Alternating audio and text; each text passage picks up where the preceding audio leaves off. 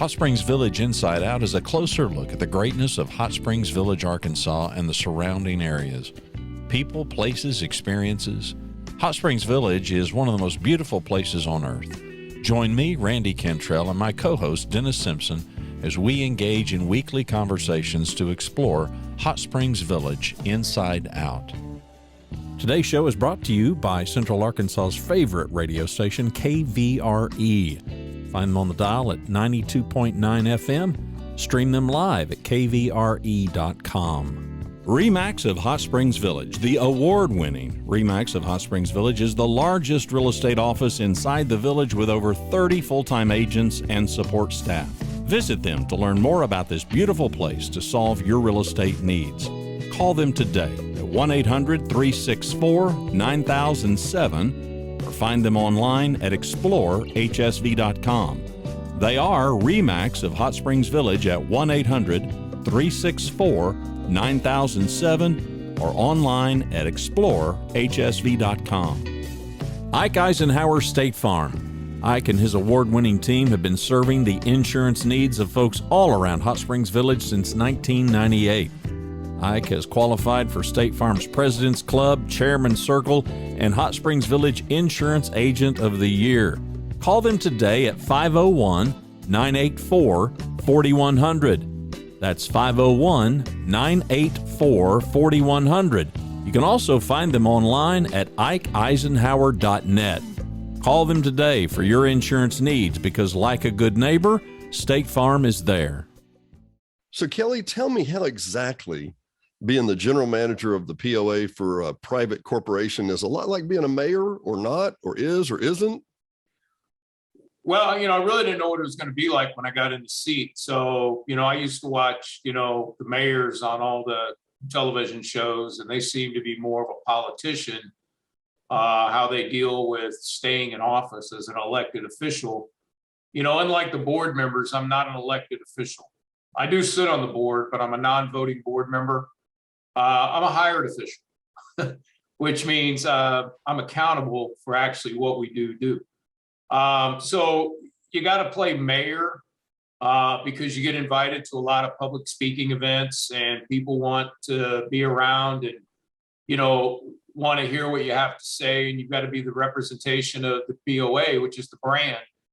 But at the same time, you've also got to be a city manager and you've got to be the city comptroller and manage that aspect of how the money's being spent through the different departments. And I've got great directors. I've done a complete restructuring of the POA. And I like to surround myself with people that are smarter than me. And, I really depend on them to be the resident experts. And I'm just the common sense guy. If it doesn't sound right, it's probably not right. My wife tells me, you need to give yourself credit for more. You've done more in your life. You're a pretty sharp businessman.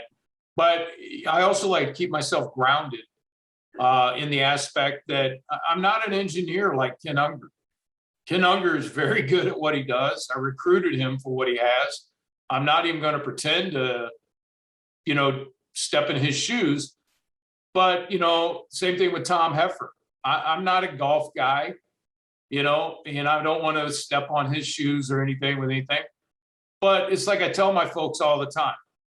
Grass is green, water's wet, roads don't have holes in them. Keep it simple, and I spend a lot of time going around looking at the village and I look at things from a customer facing view. As in when I get out of my car and I'm walking up to a clubhouse or I'm going to a show at the Woodlands, do the flower beds look nice? Has this been done? Has that been power washed? What are my expectations for what I'm paying in this community? And, and some people, we all come from different walks of life in different parts of the country. And, some people's expectations for what they're paying for here, it's a little unreasonable. Yeah, that's a good word. I was thinking of a few others, but yeah, unreasonable. Because I really think the value for what we have here is phenomenal. I say this over and over again. The average HOA fee in the United States is anywhere between $250 and $300. And you can Google it. And Mhm. somebody will prove me wrong. Great. I'm glad you got time to argue with me. But I do know what I was paying when I left Indiana, and it was $97 a month. No gates, no golf courses, nothing. I've had this conversation probably on your show before. And to think what we're paying here, and you get everything in 26,000 acres, except the energy is ran by us as the members. Yep. So, really, Dennis, I refer to, what we do as members all the time. People want to look at the POA like it's this big Fortune 50 corporation that, is dumping waste out in the woods and doing all that. You know what? The POA is like a co-op, and we as members belong to that. Someone has to make the decisions. You can't have 16,000 seats at the table, excuse me.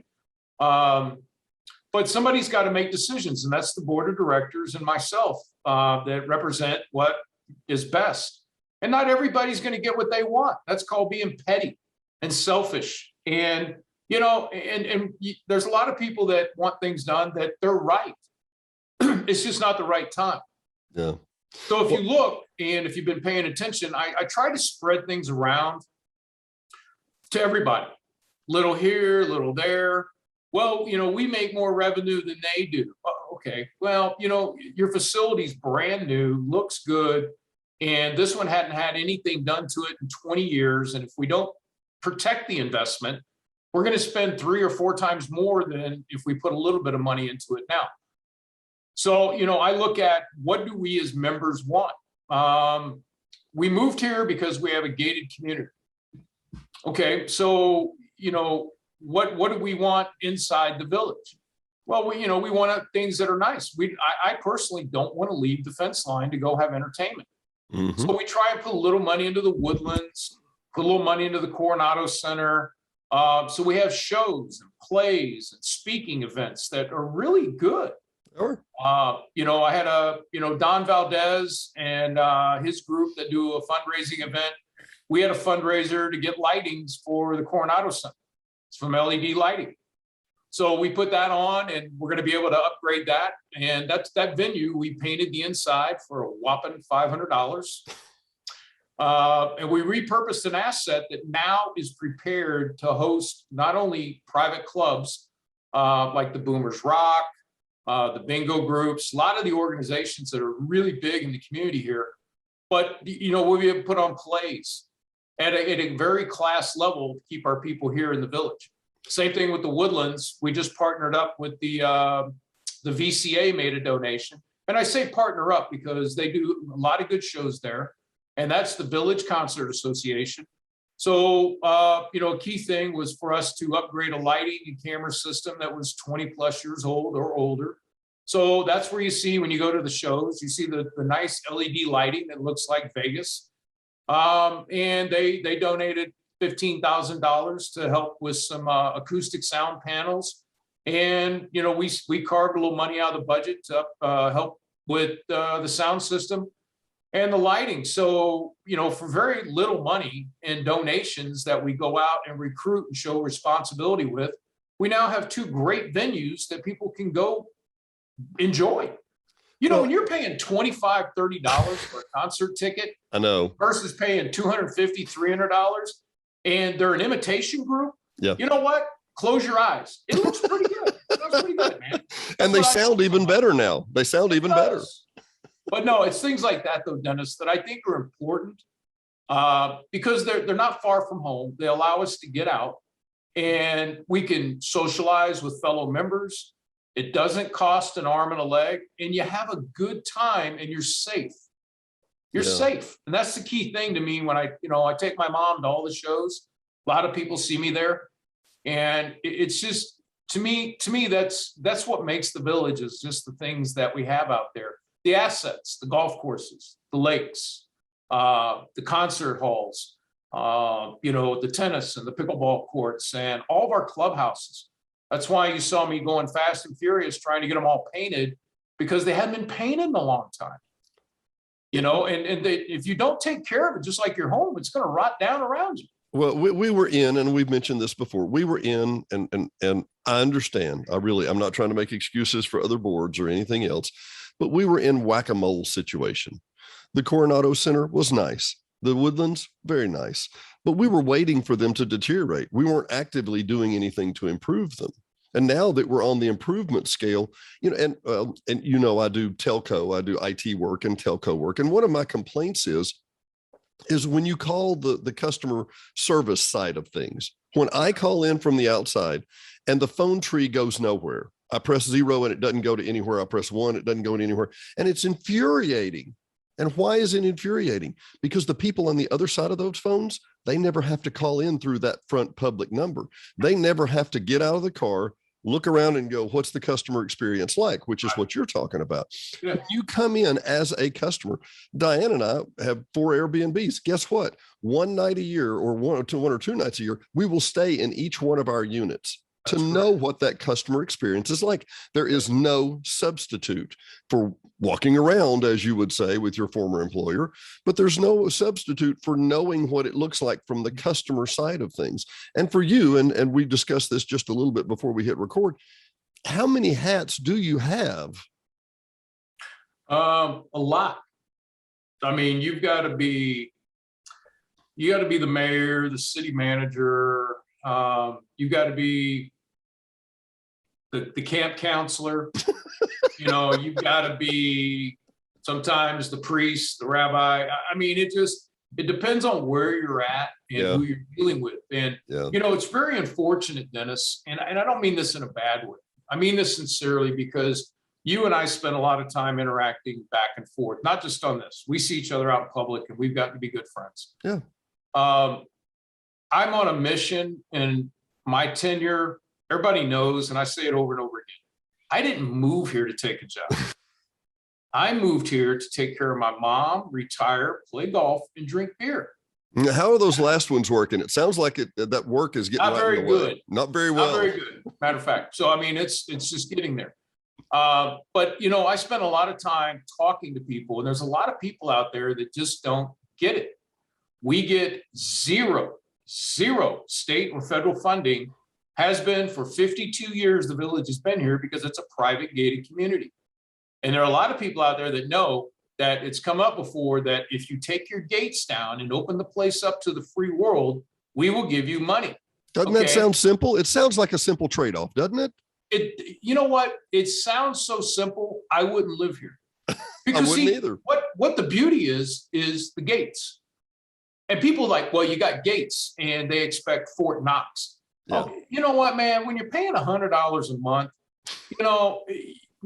get a clue. I mean, I hate, people like that, and everybody's got a story that, I call BS on about 90% of them about the experience at the gate. Those people are not perfect, but I'll tell you what, I come and go out of those gates regularly, going back and forth. I've never just snuck in here.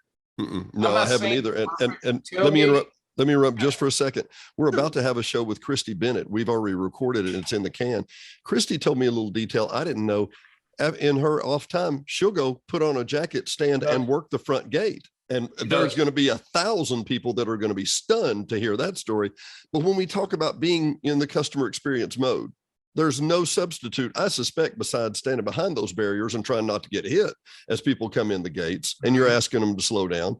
But I'm with you. I've never snuck in. I haven't tried, but I never had a success either. Yeah, I mean, and that's the reason I brought new people to the POA team for the members, for people like Christy that get it, that are going to go and they're going to stand on the front line when they hear things and go look, go see. That's what her and I and many of my other directors do. People call in and talk about how bad their road is, and we go out and there's a pothole about the size of a 50-cent piece, and they're calling, raising hell and saying how stupid we are and everything. Don't waste my time. You're being petty, and you're not going to be a good member in the community. I got no problem just telling people what's on my mind, because I don't need the job. I'm here to help. And part of being a helpful individual is to be honest with people. The community is about being a community. So we started talking a moment ago about, funding and things. So, the village was founded in 1970 when Mr. Cooper, and I take my hat off to Mr. Cooper, all of them, all 20 of them, all right, Dennis, that I wear. What a visionary. And the CCI group, Cooper Community Incorporated, is really a great group. We work with them now. There hasn't always been the best relationship between the villagers and CCI. So long before my time, but I do like to do my homework. Don't care, don't want to know what the issue was. But I will say this. Cooper Community turned the village over to us as members, I believe, around 2006. Okay? Which means they took their corporate money. And advertising. So it went from being under the umbrella of a large corporation that whether you were profitable or not, they would write a check and fund whatever the difference was. Maybe that's a simple way of saying it, but that's the way I see how it works. You can charge $12 for golf. You could charge $36 a month, all right, for assessments when you have a backstop. But for 16, getting ready to be 17 years now, you haven't had that. And that's probably why there's been so much chaos and disarray and whack-a-mole the way we've been doing stuff. I'm not here to talk about my predecessors. I'm not here to talk about boards. I'm trying to educate people on things. You don't have the corporate money coming in. And we should probably be paying around 140, 150 bucks a month to support the need of the ailing infrastructure that we have within our community. Now, I don't want to pay any more money than you want to pay any more money. Just like the people out there are going to be throwing rocks at their TV watching this saying he's insane. Okay, figure it out yourself. And come on down. Come on down. Okay, take your seat on the board. But even then, people, I tell board members, if you're here as a board member for petty reasons, I'm gonna out you, because I'm not here as a general manager, right, to be, your interest bearing thing.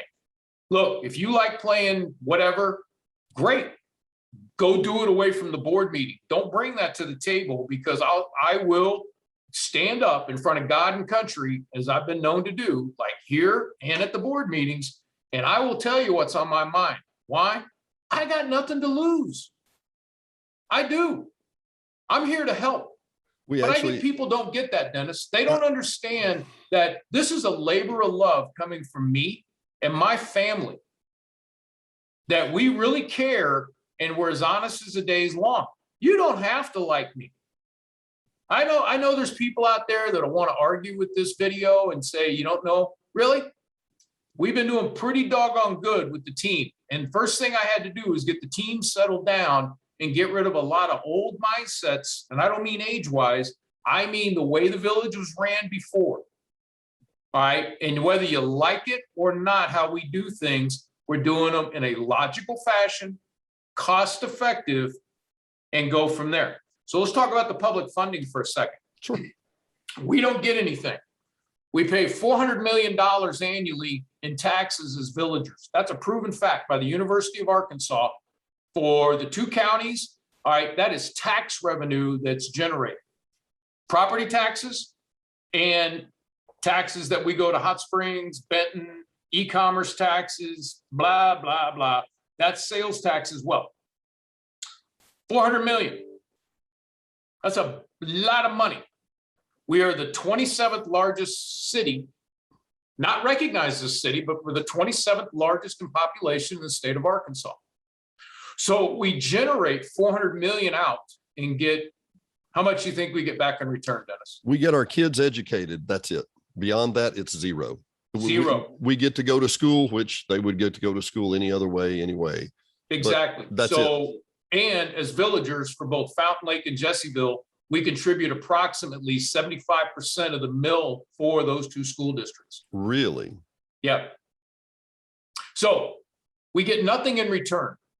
So I have been working as fast as I can to rebuild relationships with the 2 counties and the state of Arkansas to let them know who we are. And I've had a team of people through the GAC, through Keith Keck, who's Justice of the Peace, Representative McGrew, Representative Fight, Judge Mahoney, Judge Airy, anyone and everyone I can break bread with and get to know them. We've been meeting with secretaries from the state, Secretary of Agriculture, Secretary of Energy and Environmental, goes on and on and on and on. And they've educated us on how we can get a workaround, being a private gated community, for matching grant money that is coming from the American Rescue Plan. The state of Arkansas had $280 million left over for water and wastewater treatment. Did they now? Yes, they did. So out of that money, we are trying to get a portion of that. So that is what I'm working on. That is what we need. We need money invested back into our water treatment facilities, wastewater treatment facilities, that if we have something go wrong, you would notice that very quickly. Well, let's back up just a minute, go by a little high, 5 Mile High just for a second. Yes, there's $400 million. Yes, there's 16,000 people. Let's cut to the chase. The politicians, let's face it, the politicians, the publicly elected people you're talking about, were elected in part, in no small part, by the fact that the village votes. They vote a lot. Yeah. We vote in significantly higher numbers than any other community in Arkansas. That said, with that vote, they have to look and go, okay, they vote, but they don't get anything back. How could we kind of correct that? Do you know of anybody that needs any water or infrastructure troubles, Mr. Hale? Well, you know, I think the biggest thing is the state language has really had us handcuffed for a long time. So when I got in the chair, I used to deal with a lot of contracts with organized labor. So when you learn to read the fine print and you learn to look for different avenues or how you interpret the language, I started challenging that, which then opened a door for how questions could be asked differently. Our representatives, Representative McGrew and Senator Sample and Westerman's Matt one of them. Yeah. That's coming in, and Representative Fight, they are great people. Our 2 judges, Airy and Mahoney, great people. I just don't think that anyone from this chair or the board has beat the drum loud enough to get the language really looked at. They've read it, they've interpreted it, but I'm interpreting it different ways to make people stop and think. And I have, if you've been on any of these meetings with me, I go in armed, and I don't mean guns, I'm talking about with information. That I've taken the state language and redlined it, and Bob Petty, that's on my GAC, you know, he's been, you know, we got together and we have strategy sessions on, well, it reads this way, but can't you interpret it that way? And we challenge them, and then we sit down with the politicians who automatically, like when I met with Lieutenant Governor Tim Griffin, you know, he started out with, you know, you private gated community, you can't do this, can't do that. Great guy. Had a great lunch with him. But I also showed him some language that we found in the section under Department of Agriculture that speaks to specifically water and wastewater. See, the problem before is we've asked for money from the state and the feds, and they think we're going to put it into roads and golf courses and pickleball courts. We didn't take the approach that we went in to be responsible corporate citizens here in the Ouachita Mountains with our water and wastewater treatment facilities to make sure we never impact a cleanup by the state and the feds. That catches people's attention when you want to be responsible and you have a plan. So we wrote a plan, we put it in a nice binder and gave it to them, did all the legwork for them, changed the language for the state constitution and gave it to them. And that language is being taken to the State House floor here in January, I believe. So, you got to get up and go. So, I probably take the job a little more personal when I don't do social media. This is about the only social media I do is with you. And I don't even call this social media. This is just conversation. This is how you preserve your sanity, though. This is how you preserve your sanity, because social media would be not preserve your sanity, if you get my picture.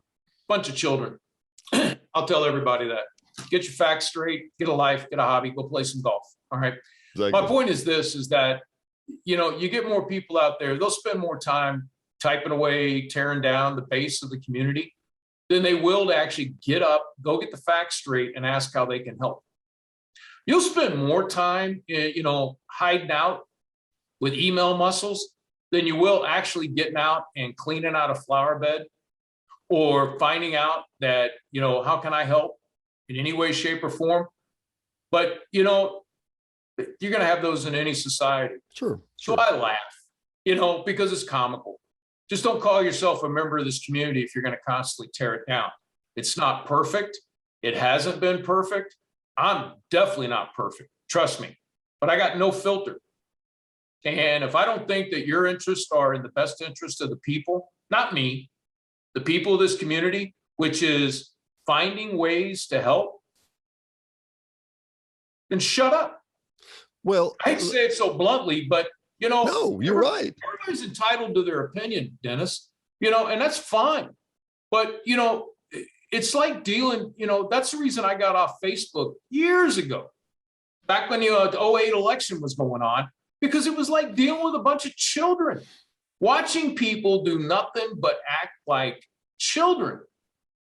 And I got away from all that stuff. I believe in having honest conversations with people, and I go looking for them all the time. I make myself accessible all the time for people. If you want to say something, come up and say it. And you know what? 98% of the people in this village, they come up and they thank me for what I'm doing. They appreciate what I'm doing. And then you got 2% that you ain't gonna make happy no matter what. But I can find that in any social circle, any society, any city you go to. It's easier to just throw rocks than it is actually to pick them up and build a wall out of them. Well, and as Randy notes, that's what this whole program was even set up for, is because I think, I don't know if you use the term or it's somebody else, but a lot of people have keyboard courage. They would type on the keyboard something they would never say to you in person, never in a million years. Mm-hmm. And maybe hopefully that's a maturing level that we have to go through. But I want to come back to another point here real quick. It just dawned on me. And I think because, and we are working to make the village as fine as it can be. And I want to talk two things real quick. We've talked about the board. We're coming up with a show we did with Jeff Adkins, who's been on the board 3 different times. And we talked about how to get on the board, what it's like, what you serve on the board. And the bottom line is, I can tell you 2 or 3 people that got on the board because they were pissed off and they were going to fix things. Now they were going to fix things. And each one of them lasted less than 6 months, because when, as Joni told me later, when confronted with the facts and when you dug in a little deeper, it's not quite as easy as y'all are stupid. It's a whole lot more complicated. And to give you an example, roughly 16,000 people, right? Put it in that ballpark. Yep. It just dawned on me what you were saying. We have a thriving community. Thanks to you, Kelly. Seriously, thanks to you and a whole bunch of other people. We have a thriving community. We're not looking at, is it going to fail or are we going to have trouble? We're thriving. I think that's great. That's fantastic. If we weren't thriving, let's look at Hot Springs Village from the State House. Let's look at it from the Capitol. We have 16,000 people who their sewer system has failed, and it's now dumping into the Middle Fork of the Saline River.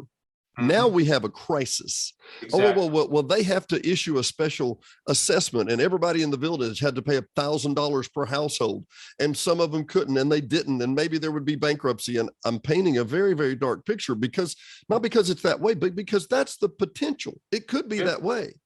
And when you're in the State House and when you're in the court of the Capitol and you're looking at Hot Springs Village and you're going, they got all this under control.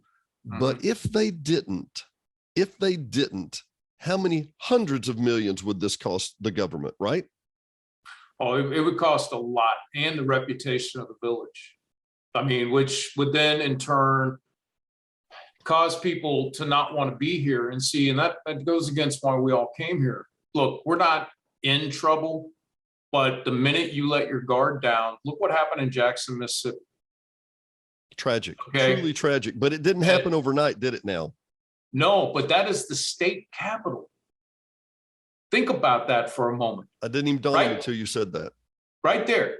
That is the state capital of Mississippi, I believe. Yes, it is. Yeah. No, you're right. Yeah. And that thing turned into what it did. And they have access to state money and decide where it goes.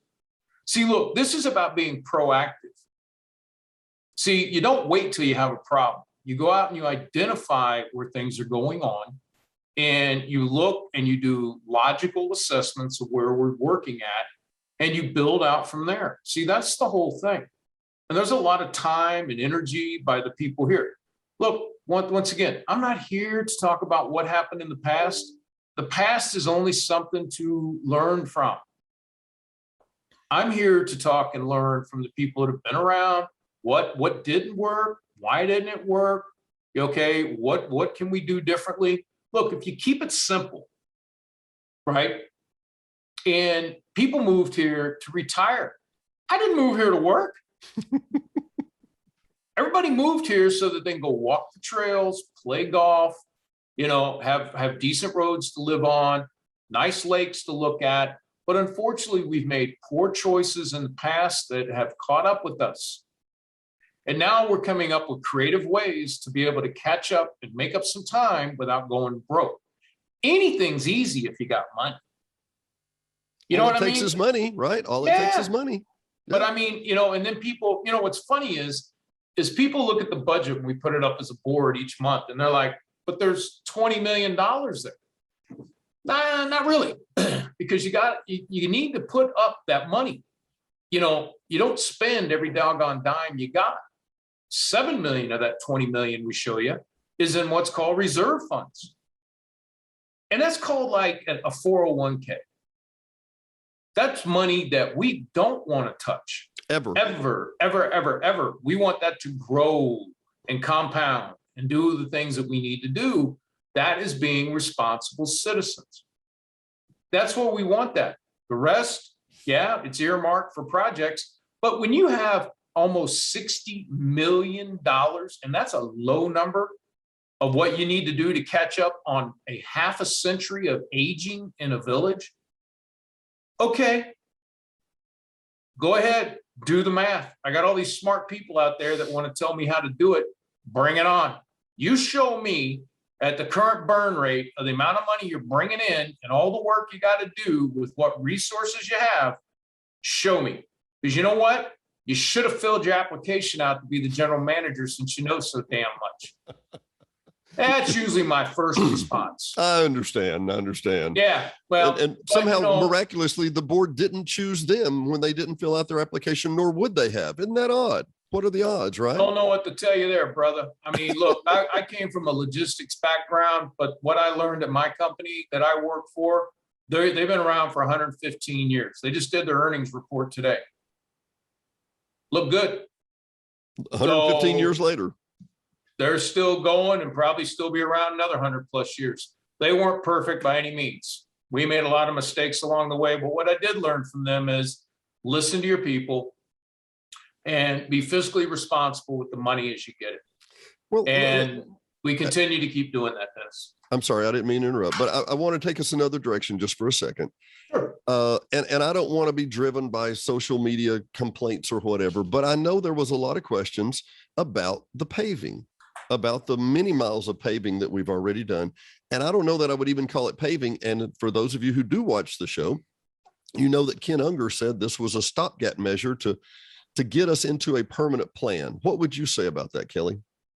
Well, paving is when you go rip up, bad asphalt and put down new. Okay. The roads we had, the asphalt wasn't that bad yet, but it was doing things called there's cracks and then there's alligatoring. Yeah. All right. Alligatoring is when it starts to break down due to wear and tear. You get that's where potholes start. So, with the price of petroleum products, it's very expensive. And even if they were cheap, putting in brand new roads, all right, we go back to that paying $36 a month stuff for many years, $60 a month, okay? What we did is it's a coating that's put on there. Now, normally when you see that done outside the village in previous lives where it's been, they put down like a 0.08 millimeter, I think Ken told me. This one was a 0.25 millimeter with a grit in it. So what we're really doing when people want to complain, even when you do anything, all right, is the fact that we preserved an asset that we had already put money into. And if you don't look at it that way, I don't know what to tell you. I guess we could do nothing and we could drive around like the old Wagoneer days. We don't have the money to put in brand new roads. What we do have money and be smart about is being able to preserve the asset that we have and allow it time to build up that then when we need to replace it. It's kind of, it's just like I want a new car because I want a new car. The one I got ain't broke, but I'm just going to go ahead and turn it in anyway and lose money on it. That's not the way you treat assets. That's the old way of thinking around the village, and that has to stop. Well, it's got waviness in it. Okay. You know what? Stay at home. Don't drive on it then. I don't know what to tell you, but you know what? They took it when they put it down. They used, the ones I've seen done, they just spray it on there. This actually took a brush and like pushed it down into the cracks and got it down in real good. And then if you notice, Ken had been prepping a lot of these roads with doing crack sealing on them. It's preserving an asset. And you don't have, unless somebody's won the lottery that they want to help us out with this deal, we need to be smart. This cost a lot less money to help us get a lot more years out of it. Same thing with the culverts that we've been redoing. People don't understand. The culverts were before Ken got in the chair and I got in the chair, they were rotting out. And I don't know if you remember when up here on DeSoto, right by the POA, they had that one collapse and we lost DeSoto. Okay, we have over 1,300 culverts in the village. So they all have to have they've all got to be redone to some degree. And we're going after the worst ones first, but we're doing a process that costs a third of what the traditional way the POA did these. It's called slip lining. Mm-hmm. And the process is working very well. It's a known process that's been done here in the village before with a few things. From an Arkansas company. Yes, sir. Arkansas company. And we don't have to rip the road up and inconvenience the residents by doing a lot of detours. So we've been actively going at that because, you don't replace the pavement till you get so you go underground first and then you come up and you do the other ones. And then somebody said, well, when are they going to get the striping done? Okay, well, as soon as the company gets done doing what they were doing, because they came in and did a section, and then they went on to another job they had a contract with, while we finished more of the fogging on the road. And then when they were done, they came back. It's amazing to me. People think that these folks are just sitting there waiting. That costs a lot of money just to keep people on retainer. Every time you call your lawyer, the clock starts ticking. Mm-hmm. The second. So we plan these out to get them for the most fiscally responsible availability. I think they look great. But, it's things like that. It's like, are you serious? Well, let's talk about it. I mean, I don't know how many miles there were, but there were vast sections of DeSoto. And let's back up. For those longer-term members and owners who are here, I would say, let's just call a spade a spade. The traffic has increased, I would say 25%. We have a lot more traffic than we used to. And the fact that they did this in 1 week, from end to end of all the serious places in front of the Woodlands, in front of the Carmona, all these areas, had we repaved it, we'd still be talking about this, and we'd still be on the first 2 mile section right down here on Carmona. Right. It would have taken months to do that. And if this patch, pardon the term, after it's done correctly, if this patch gets us 5 years at current petroleum prices, right, this was a bargain in any way we look at it. It is. And the roads, they look new. See, the great. the trick with anything, it's like rust on metal, and we have a lot of smart people out there watching this. You've got to address the cracks. You keep the water out of it. Those from the north, right? That's how the big potholes get in the road. They get in, freeze, thaw, and that's what creates the expansion in there and causes it to break down and fall apart, and you get all that. It's the same goes here. We don't have the super bad weather, but you get those cracks in there like anything you put down. All right. Even concrete, when you put weight on them, eventually they're going to get cracks there. And when the water gets in, Mother Nature is going to do what Mother Nature does. She's going to win. So the whole objective is to keep the cracking from getting any worse or prevent it from happening at all. And you also get a nice clean look on top of it. People are like, well, you just put lipstick on a pig. No, we didn't. No, we didn't. I mean, it's kind of like putting wax on your car to a degree. You're protecting it and being able to get more longevity out of it. And you're being smart with the money because we did it for a lot less. And we were able to be strategic about how we do things because you can go put all your money in one basket, AKA new roads, but you got no money for the water and sewer or for this or that or anything else. And when you're trying to run 26,000 acre community, there's more to it than just what you see out your front door. Yeah. You've got to manage the forestry. You've got to manage the lakes. You've got to manage this and that, everything else goes with this place that everybody enjoys and depends on. And when you're not sitting on a big bucket of money, right, from the state or that big corporate umbrella, you have to be strategic and thoughtful in what you do. And we use a lot of our committees to do these decisions, Dennis. And that's why I tell people, join a committee, fill out an application, or go volunteer, but do something besides stand and complain. And you will be educated. I'm sorry, yeah. I was just going to say, and you will be educated. I promise you, I've never gone to a committee, and I think I'm pretty knowledgeable about the village. I've never gone to a committee and not gone, I didn't know that. I didn't know that. We have brilliant people. You really and I do. tell people all the time, the village is kind of like Silicon Valley. You've got an incredibly high IQ of people here in a small area because many of us are retired executives that moved here to enjoy our life. And you have a wealth of information. That's what I pulled together is through committees like the Cooper land deal, pulled together a committee to help make that decision because I wasn't up for spending that money. But when we did the legwork, we found a lot more than what was on the surface. Same thing with the governing documents and everything, putting a committee together for that.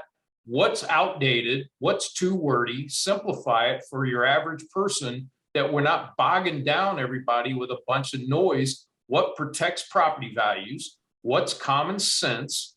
What would you expect if it was your neighbor next door? And let's go forward. So I believe, that's also in community engagement, that you take a lot of that off of the board and the POA, not that we don't want it, but you're getting a cross-cut of many members that bring ideas and intelligence to the table that you come up with the best and most logical progression for what we want for the future. And that may be something new that really hadn't been done here before, but that's the way I grew up at UPS is we got the people that did the job every day.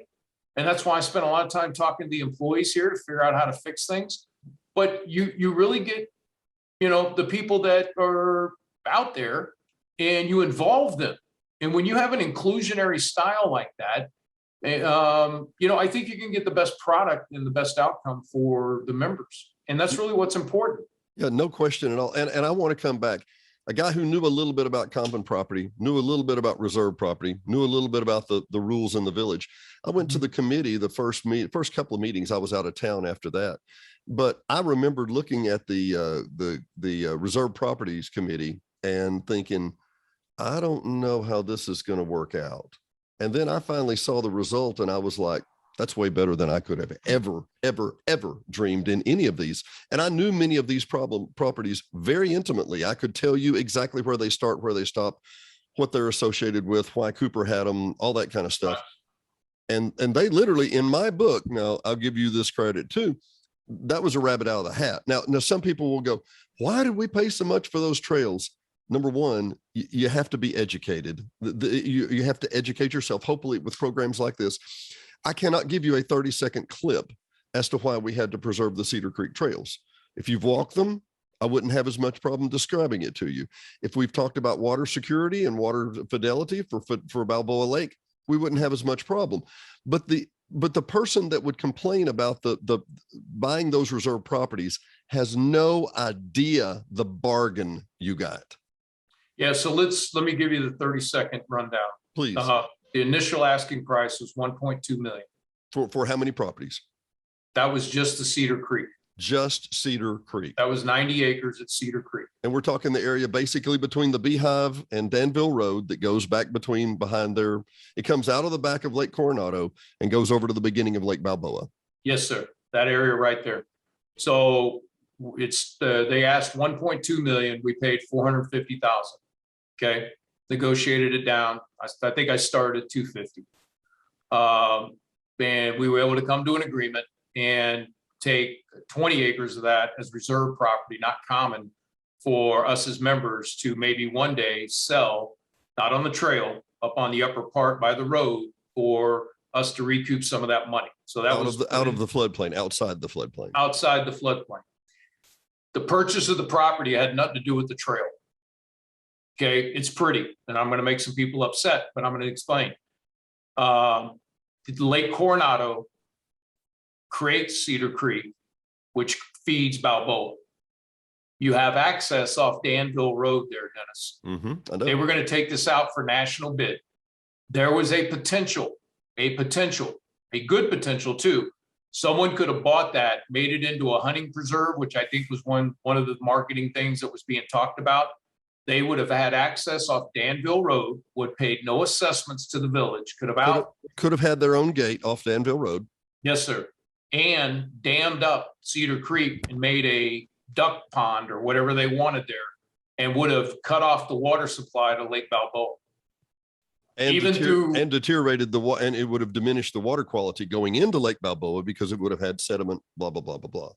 Oh, even that, if they wanted to, and there's Riverian law in Arkansas, which legally I could have went and fought it, but that would have took money that would have outweighed what we paid for it. So we got not only the 90 acres that committee found, but a whole bunch of other places, like the Danville Gate was not POA property. It was Cooper property. Both sides of the road right there. I'm sorry, both sides of the road right there, actually. Correct. They found, so here's the bottom line.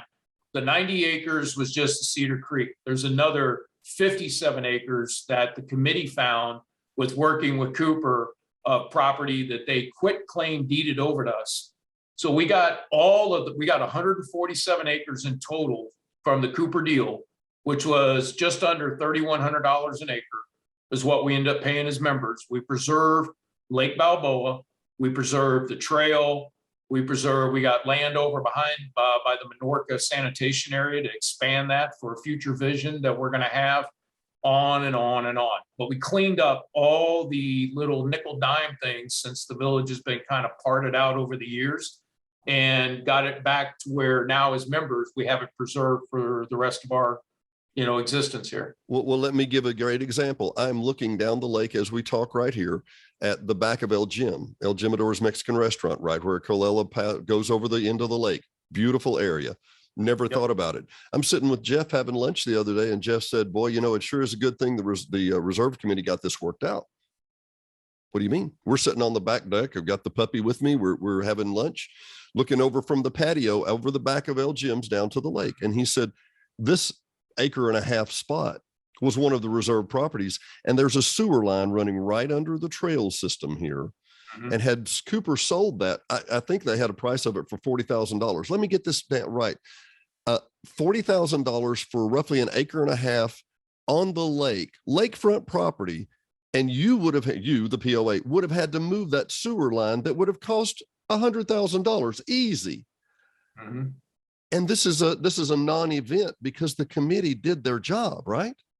Yeah, there's a bunch of different things like that, Dennis. All I over. think they, they went through it. They did a phenomenal job. So, like I said, there were several water towers that weren't deeded to the POA properly. That could Coronado have was been a one of them. problem. Yeah. Yeah, I Coronado. mean, Yeah. because you got to look. I'm gonna go back to it. I am not throwing rocks at CCI, but they left in 2006, and they've been parting out the village one piece at a time, over and over and over again. And there are just blocks that they've sold off over time to outside parties that it was all chopped up. So now this committee was able to clean it up, point it out to them, because they were just in wholesale mode of got to get out. So, that's what we're dealing with. And, when you break it down into bite-sized pieces, it sounds like a lot of money, but it was really, and people are like, well, that's not infrastructure. Yes, it is. Yes, it is. Because if you'd have lost that creek, there was a chance Lake Balboa could have looked like Lake Mead in a few years if that water source got cut off. Turned into a pond.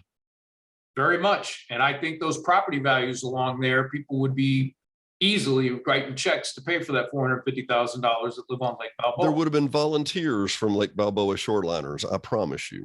Yeah. So this was a strategic decision. Like I said, when we first talked about it, I was the biggest vote no on it. Dr. So No. for all of you, remember me and you talking about this? I ain't buying it. I already got 26,000 acres. What the hell do I need 90 more acres for? But through the hard work of the committee and us being strategic, we were able to figure out it is true infrastructure need. And now the village is protected, that we don't have to fight with these things in the long run. And we're still working through some other Cooper properties that we're not buying, but we're making sure that off information we found from the committee, like water pipes that come off Lake Balboa that feed some of the retention ponds on the golf courses, that there are easements that are put into those for us to have access rights to that on that property, that we're not buying the property, but you will put easement rights in the contract. So we've made that aware to them, given it to them, and that's going to help out the village in the long run as well. Giving them a check and then getting the property and those easement rights seem to make it a little easier for them, I suspect, right? It does. And people will look back on this 10 years from now and realize, it was a really smart move by that committee and the board. So now let me ask, because I know this question comes up. I'm going to put on the devil's advocate hat for a moment. Where did all that money come from? How did we get $450,000 left over? I thought we were desperate, blah, blah, blah.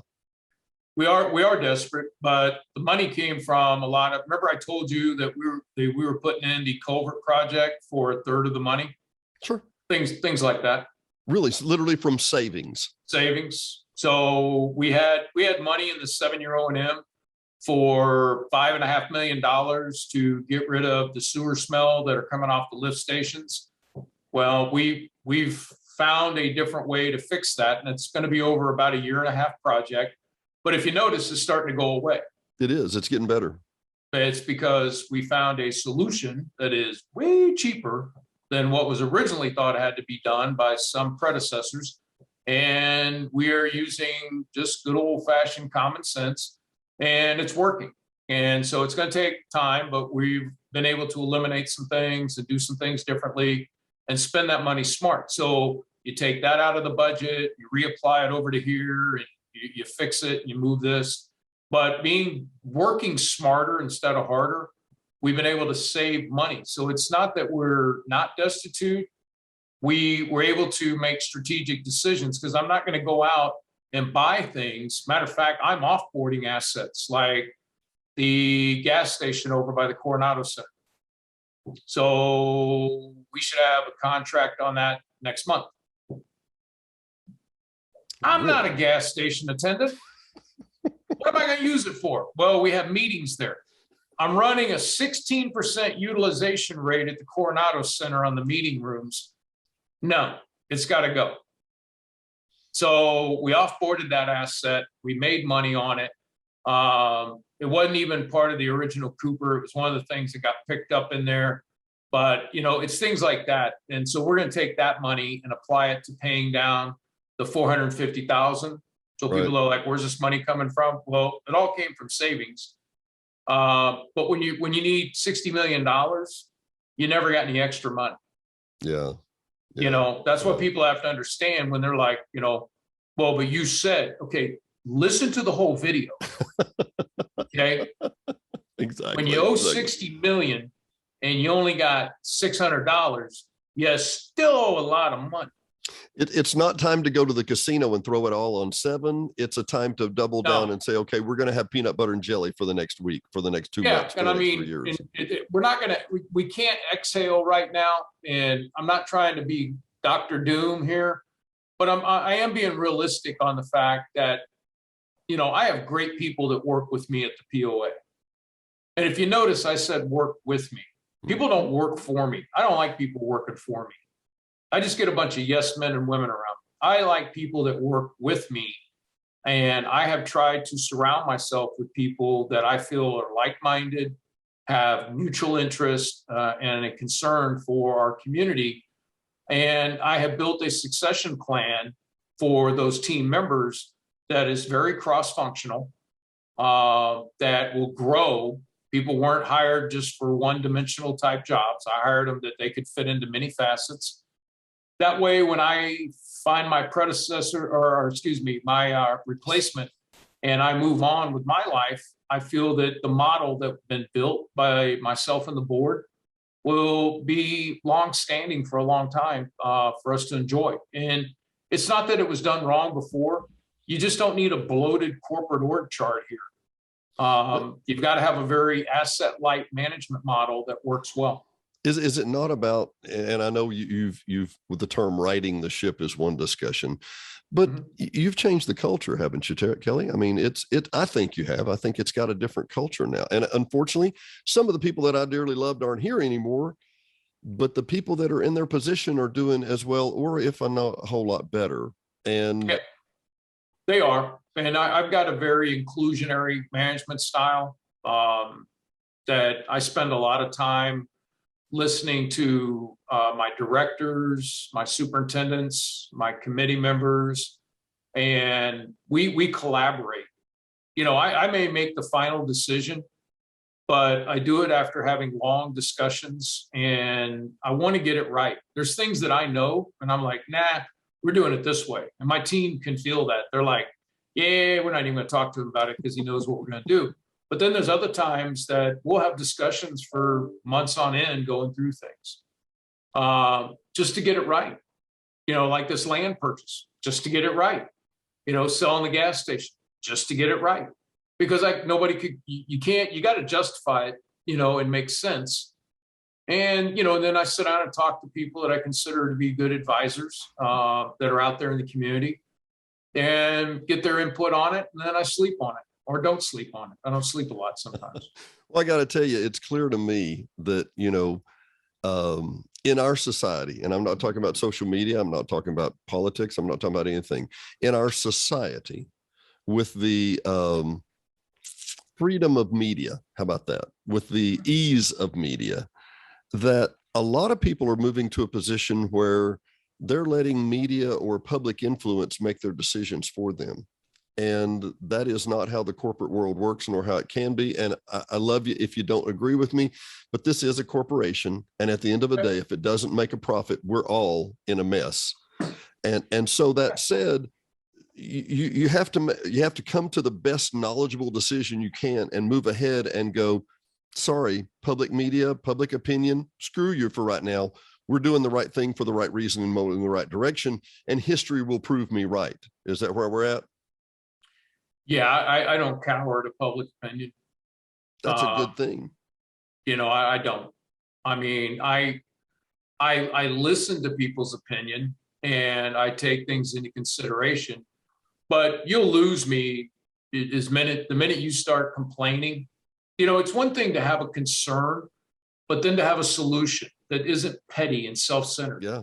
Yeah. You know, like I said before, the village is not perfect. POA is not perfect. We know there's things wrong.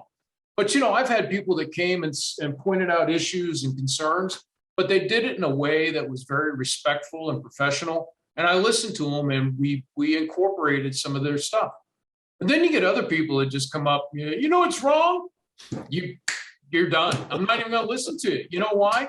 Because you're probably going to say something stupid that is just not going to help anyone. Uninformed might be the word. Now serving number 53. Next. Yeah. Well, I mean, and I hate to sound that way. I know. And there's a lot of people that have a bad taste in their mouth because of former general managers or board members or POA.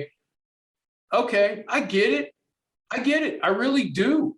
But I think in the 10 months that I've been in the job, that I've proven that I'm not the same old. I wasn't afraid to come in and clean house at the POA. And I say that politely as I can, because we had a lot of mindset of people that, one, did not live here in the village. Okay, nothing wrong with not. But I believe that if you have a ventured interest of living and working in your own community, you're probably going to work a little bit harder and smarter to take care of the money. You know that you do. I know I do. And I'm not exaggerating. I know that. I know that about you. And no, I mean, if I can easily walk away. Oh yeah, this is optional for you. You don't have to do this. No, I meant, and people that some people take a job, and then I feel that the people that I've recruited on my team now, it is a job, but it's a labor of love. I mean, they could easily go make money somewhere else, more money. Sure. But they're doing it for a lot less. Hell, I'm doing what I do for a third of what I was making when I was in the corporate world. Really? Well, I was gonna make a note real quick. If I had to summarize what I see the POA and actually the board in what mode I see them in now, which is where we should have been the last 30 years, it's efficiency. I see efficiency. I see the decisions are not made based on public opinion or cosmetics or the way and sway of the moment. Is it efficient? Is that going to be the best decision long term as a steward of the properties and the money that people have put us in charge of?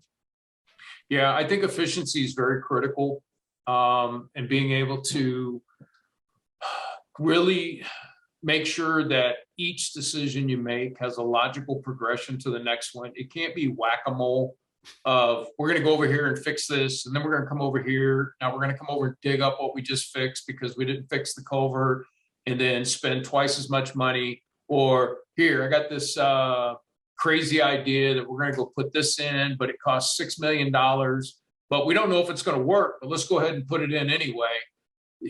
Things like that. When I go through some of the things that were loaded into the 7-year O&M, I'm like, and what exactly do we get for that?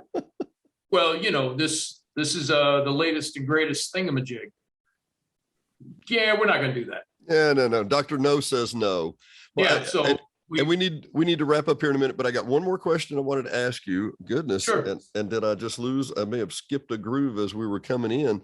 Oh my goodness. I did. I skipped a groove. I apologize. I was going to ask, I know we had talked just for a moment about the public funding, which I think is huge. That's an incredible opportunity if that can come through. What would you put the odds of that? Is it 50-50? Is it 30-70?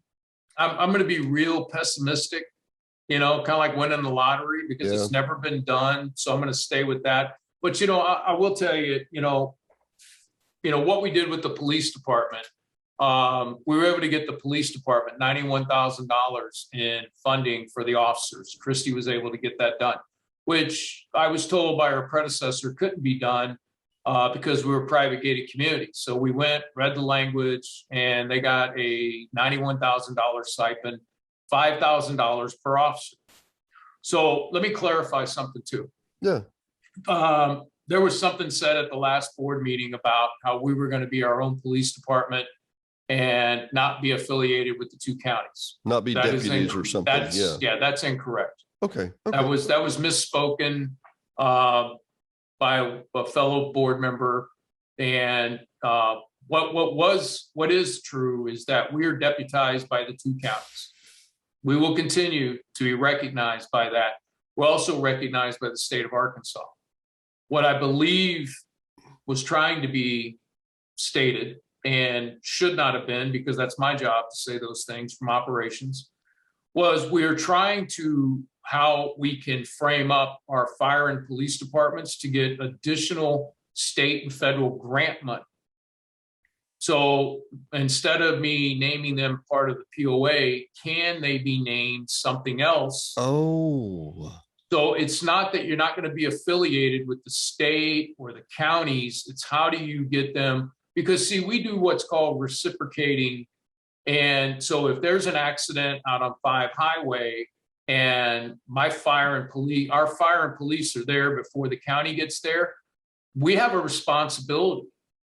And it's just a good Christian thing to do. It is a mutual assistance, I think Christy called it. Yes, sir. I think that's maybe a better term for it. But see, we go outside the gates all the time to assist on things because it's just the right thing to do. And what do we get paid for that? What do we get paid for that? Nothing. Zero. But and they assist us on things sometimes in the fence line. So, it's a reciprocating agreement we have. Same thing with LifeNet. Yes, we pay a LifeNet contract, but think how petty you sound. You got a dying person out here on 5 Highway and we're not going to send our ambulance guy there? Okay, sorry, that's silly. Yeah. Sorry, you can't get outside the gate. You didn't pay anything. Exactly. So, things like that, people just need to know. So what we're trying to do, and we haven't figured it out yet, we will still be affiliated with the counties because we live in the counties. Sure. We still will be affiliated with the state because we live in the state. What we're trying to do is, can we get the wording on how they're seeing that the private gated community doesn't impact their ability as a first responder group to get grants that then would take a burden off us as members with some of the money that they could get, which is in some cases hundreds, if not millions of dollars that are out there that a lot of other communities are entitled to because of their responsibility as first responders. Well, see, this is a new way of thinking that the village has never done. And, we're trying to not put ourselves in a position of hurting ourselves, but if it's just a word change, okay. Yeah. Which word would you like change? We'll fix it. Yeah, that's fine. But we're exploring that. And we're not doing anything. One of the things I want to say to those that are listening or for out inside out or wherever, any other organization in the state, we're under that municipal authority. We're under that jurisdiction. Any other municipality in the state under any consideration would get those funds too. Correct. But we literally, because we're private, we literally have excluded ourselves until we change a word, a funding word or a descriptor. Right. Come on, really? Yeah, so those are the things that Christy and myself and Chief Miller are working on with the state to make sure that if it's just a comma and 5 more words behind that in a sentence, that's what we're working on is how do we do that without, because right now people need, I had somebody one day said, the Hot Village Police Department's just a bunch of rent-a-cops. No, they're not. Those are actual deputized officers that can throw you into Garland County, Saline County Jail. As quick as a Garland County officer could, as quick as a state officer could. Exactly. I was like, are you serious? This isn't, no, these are state sanctioned officers. I found it extremely insulting. It is. It is. These people are here to protect and serve our community. They're great men and women that work at both the fire and the police. But you know what? Those people work for our community. They help in the community around us when needed. But it's not cheap running your own fire and police department, people. Never. Ever. And people are like, well, just let the counties take over. All right. Do you really think they're going to add more officers into this area? It costs them money too. You think you want to wait 45 minutes for a call? Thank you. No, it's not. Good idea. Good idea. These are more of the uninformed people out there that need to really understand that our people, they do a great job, but it does cost us money and things like that. I'm trying to educate people on because everything keeps going up. Well, you know. for once, I need the final word just for a minute because I need to speak for you if I can. Do you mind? Sure. I'll be very frank. We're starting a radio program, Hot Springs Village Inside Out. It'll be on Saturday mornings, Saturday and Sunday mornings at 10 o'clock. And we're taking some comments. And I may or may not have cut a clip of you saying, they call me Dr. No. I may or may not have done that. Okay. Yeah. And I want to put that in context. And in the radio program, we do. And I want to put context around your decisions and your discussions. The reason that you said no to many times in your former job was to have the other people press their case and say, no, I can prove, Kelly, this is why this is a good decision. You didn't say no just off the cuff to try and turn everybody down. You would say no to try and make them press their case and say, I have these 5 reasons that are compelling that you need to hear, and I can change your no to a yes. Am I right? Yeah, I mean, and that's exactly right, Dennis. I mean, it was twofold. One, I wanted them to prove their business case logically. And second part, it was about their development as a business person, that it helped them grow because it made them become really prepared when they came to meetings, which is what they're learning here at the POA. Everything has to have a white paper and logical with all the math that tells a story. And then they have to have 3 bids. And I brought the same culture here. It's not being rude to people. It's forcing them to prove, right, and show me the work, you know, and it helps them grow in their role as a person, to be better at making those decisions. And then when you have that, you have accountability. And then when you have accountability, you have trust. And I think it really helps people grow. And that goes into the succession plan that we as members need for future leaders here, because it's not just, you know, they go through the motions and turn it in. They know if they're going to come ask me for money on anything, which they have to get everything approved, they're going to go through the ringer on anything and everything, and probably be turned down if it doesn't really meet the letter of the law. And they're going to come back better. You know, and I challenge them, how can you do it better, but not, you know, look, you get what you pay for. So you can either go buy cheap stuff and say you did a good job and it falls apart, or you can become a better negotiator at what you do, or a better visionary of how things can be better for all of us in the long run. And that's really the whole Dr. No story. Well, and let me go one further step to that, Dr. No, the next secession step you talk about. I got news for you. Somebody that you've told no, odds are is going to be sitting in that chair in a few years. Probably. They needed to learn how to make someone prove their case definitively so that there's no discussion. You don't have to say, well, we kind of flipped the coin. It kind of came down to, yeah, we flipped it. No, you made your case. And guess what? Now you're going to need to make your case to the public or to the board or to other people. But as you say, we're growing that person for the next generation too. Yeah, and I think that's important that people are able to communicate that to the membership, you know, and the board to be able to gain. It goes back to that trust thing, which you've been here a lot longer than I have, Dennis. And there's been a lot of distrust. And, you know, when people challenge me or make comments about me, I don't take it personal, because I know a lot of that just goes with the role. They don't know me. The ones that do know me have learned that, you know, I'm very blunt and direct, you know, about what I think and what I'm doing. You know, I just met with the president of Boomers Rock this morning and had coffee. And you know what we talked about?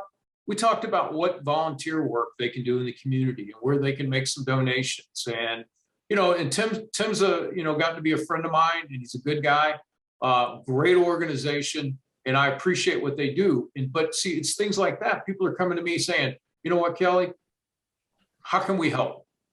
You know, we've got 800 members. How can we help? And those are the things of what the village is built on. And we want to continue moving forward. And wonderful group, one of the largest membership groups in the village by far and away. And once again, a growing demographic. We see that demographic, all these demographics are changing ever so slightly. But the boomers, that's the next generation. That's the generation that's going to be driving the bus the next 10 to 20 years. It is. And, you know, and life's about relationships, you know, and you can't sit here in this chair and say, I'm in charge. No, look, you're here to serve. and serve through an accountable way. That don't mean I'm going to, give you what you want. That just means that I'm here to do the right thing and be honest with you. And if you got a good point, I'll tell you got a good point. If you're being petty, I'm going to tell you you're being petty. You need a nap, I'm going to tell you go take a doggone nap. Luckily, so far, I've not been petty on your book. No. You've been very good. You've been very good. You're very gracious. Kelly Hale, for the general manager for Out Springs Village POA, thank you for joining us this time. And I know we run a little long, but thanks. Hey, man, this is Mr. Dennis Simpson. Everybody enjoy his show. Take care, everyone. You're a delight, buddy. Thanks, buddy. Talk to you soon. See you, man. Thanks for listening to another episode of Hot Springs Village Inside Out, a podcast where Hot Springs Village, Arkansas is the star. Please subscribe to the podcast. You can do that by visiting our website, hsvinsideout.com, and tell a friend.